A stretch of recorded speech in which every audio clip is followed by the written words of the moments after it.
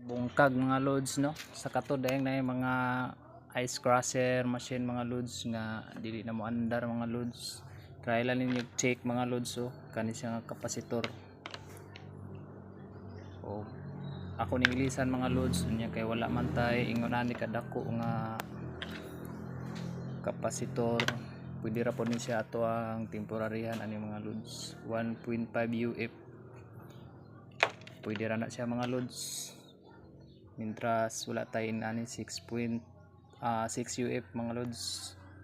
So itong i-try mga loads.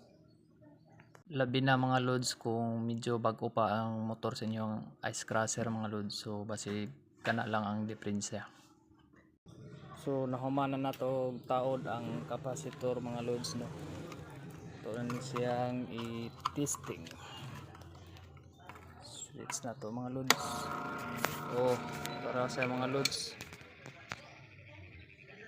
Minggana din siya mga loads.